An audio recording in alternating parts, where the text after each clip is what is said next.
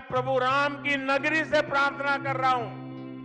मैं 140 करोड़ देशवासियों को हाथ जोड़ करके प्रार्थना कर रहा हूं कि आप 22 जनवरी को जब अयोध्या में प्रभु राम विराजमान हो, अपने घरों में भी श्री राम ज्योति जलाएं, दीपावली मनाएं। 22 जनवरी की शाम पूरे हिंदुस्तान में जगमग जगमग होनी चाहिए। आज अयोध्या में प्रधानमंत्री मोदी जी के विजन के अनुरूप भगवान राम का भव्य मंदिर का निर्माण हो रहा है। 500 वर्षों के बाद भगवान विराजमान होंगे अपने मंदिर में। ये विरासत का ही सम्मान है।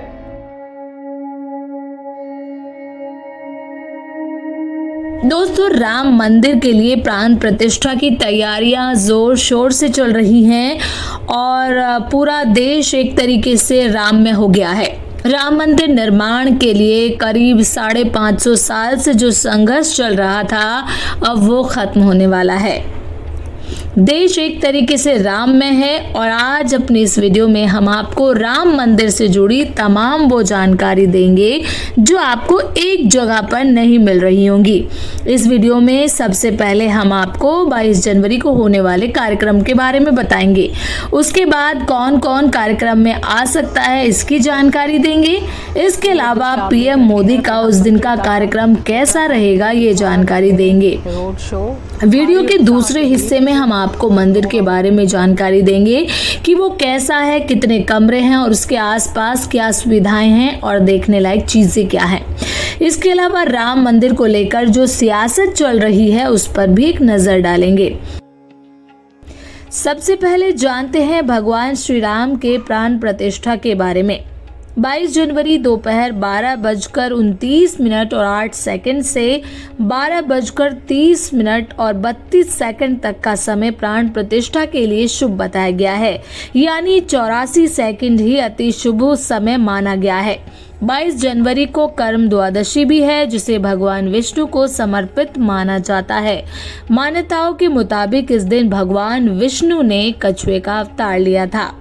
महाराष्ट्र में सार्वजनिक अवकाश घोषित किया गया है और साथ ही सीएम एकनाथ शिंदे ने लोगों से दीपावली मनाने की भी अपील की है। छत्तीसगढ़ के मुख्यमंत्री विष्णुदेव साय ने 22 जनवरी को छत्तीसगढ़ में ड्राई डे की घोषणा की है, यानी कि उस दिन आपको किसी भी दुकान पर अल्कोहल या फिर मांस, मीट, मच्छी नहीं मिलेगी।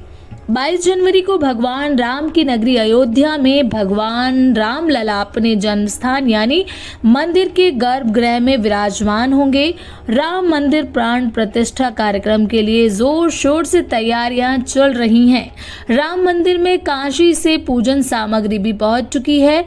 भक्तों को प्रसाद बांटने के लिए राम लला के ननिहाल यानी कि छत्तीसगढ़ से चावल भी पहुंच चुके हैं।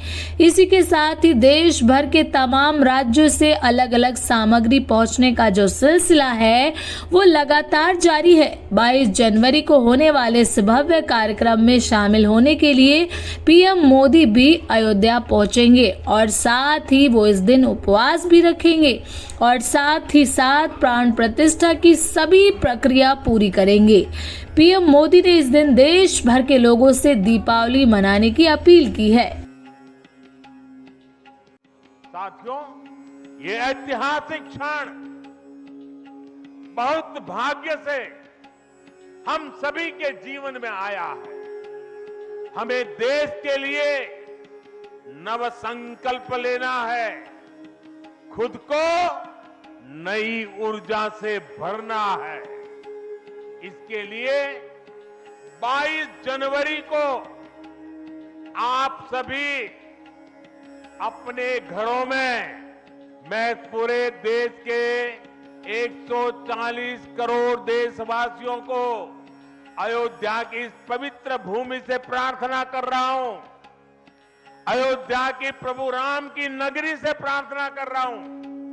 मैं 140 करोड़ देशवासियों को हाथ जोड़ करके प्रार्थना कर रहा हूं कि आप 22 जनवरी को जब अयोध्या में प्रभु राम विराजमान हो, अपने घरों में भी श्री राम ज्योति जलाएं, दीपावली मनाएं। राम मंदिर प्राण प्रतिष्ठा से पहले 16 जनवरी को पीएम मोदी का संकल्पित अक्षत अयोध्या आ जाएगा। अक्षत आने के बाद 7 दिन अनुष्ठान शुरू होंगे।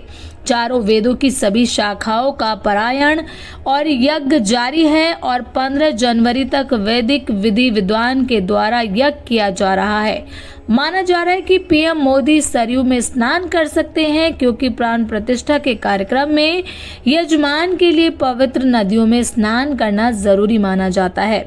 ऐसा इसलिए माना जा रहा है क्योंकि पीएम मोदी ने 13 दिसंबर 2021 को काशी विश्वनाथ कॉरिडोर के लोकार्पण के वक्त भी गंगा में डुबकी लगाई थी। अब आपको बताते हैं रामलला की मूर्ति के बारे में, जिसको फाइनल तो कर लिया गया है लेकिन आधिकारिक घोषणा नहीं हुई है।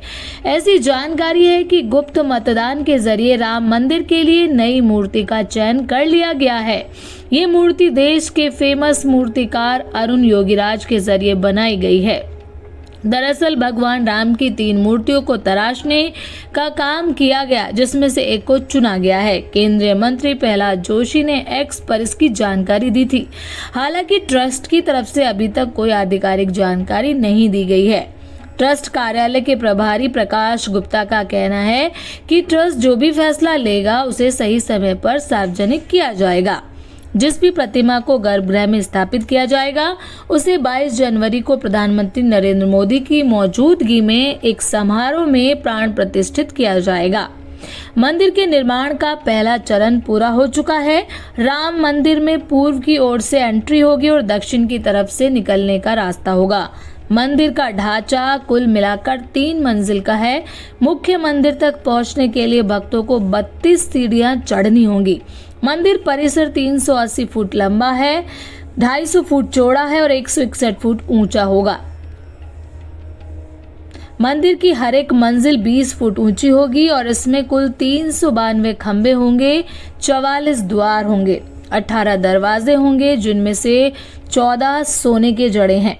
केंद्रीय भवन अनुसंधान संस्थान रुड़की की तरफ से अयोध्या में बनाए जा रहे श्री राम मंदिर के भवन का डिजाइन ऐसी खास कला और तकनीक से बनाया गया है कि कम से कम 1000 साल तक इसका बाल भी बांका नहीं हो सकेगा। पूरे भवन की प्रतिपल हेल्थ मॉनिटरिंग के लिए नींव, कॉलम और रिटेनिंग वॉल में सेंसर लगाए गए हैं। मंदिर के विशाल काय भवन की खासियत ये है कि इसमें कहीं भी सरिये का इस्तेमाल नहीं हुआ है। 22 जनवरी को जो प्राण प्रतिष्ठा होगी उसके लिए 9 हवन कुंडों में पूजा होगी, जिन्हें शास्त्रीय विधि के जरिए बनाया गया है, जिनमें अलग अलग दिशा में पूजा अर्चना की जाएगी। पूजा के लिए 2 मंडपों का निर्माण भी कराया गया है, जिसमें 84 सेकंड के अंदर अभिजीत मुहूर्त में पूजा होगी, जिन्हें बनाने की जिम्मेदारी काशी के विद्वानों को दी गई है। हवन कुंड का आकार उसके मकसद को तय करेगा। शास्त्रीय विधि से बनाए जा रहे कुंडों में ईंट, बालू, मिट्टी, गोबर, पंचगव्य और सीमेंट का यूज किया जा रहा है। अब मंदिर की सुरक्षा की बात कर लेते हैं तो सीआरपीएफ मंदिर की सुरक्षा की जिम्मेदारी देखती थी, लेकिन अब यूपी पुलिस की स्पेशल टास्क फोर्स मंदिर की सुरक्षा में लगाई गई है। ये पहली बार होगा जब यूपी पुलिस को मंदिर की सुरक्षा का काम दिया गया है। अभी तक इस पूरे परिसर की जिम्मेदारी सुप्रीम कोर्ट के निर्देश पर केंद्रीय रिजर्व पुलिस बल के पास ही थी। 1992 में बाबरी विध्वंस के बाद सुप्रीम कोर्ट के आदेश पर सीआरपीएफ ही यहां की सुरक्षा की जिम्मेदारी संभाल रही थी। राम मंदिर का उद्घाटन 22 जनवरी 2024 को है। कहा जाता है कि विवादों में रहे अयोध्या राम जन्मभूमि मंदिर को लेकर देवराहा बाबा ने 23 साल पहले एक भविष्यवाणी की थी, जो अब सच हो गई है। भविष्यवाणी उन्होंने 1990 से पहले की थी, क्योंकि 1990 में उनका देहांत हो चुका था। देवरा बाबा के बारे में कहा जाता है कि उन्हें भविष्य देखने की क्षमता थी।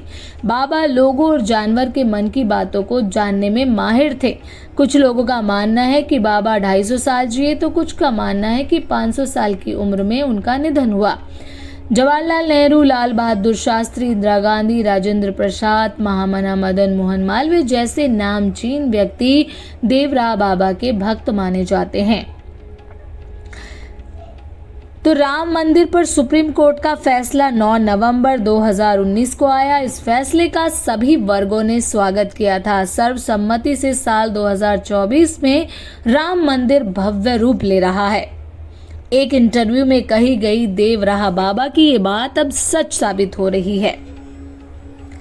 दोस्तों, प्राण प्रतिष्ठा के कार्यक्रम में बेहद कम वक्त बचा है। ऐसे में राम जन्मभूमि तीर्थ क्षेत्र विशेष प्रयास कर रहा है।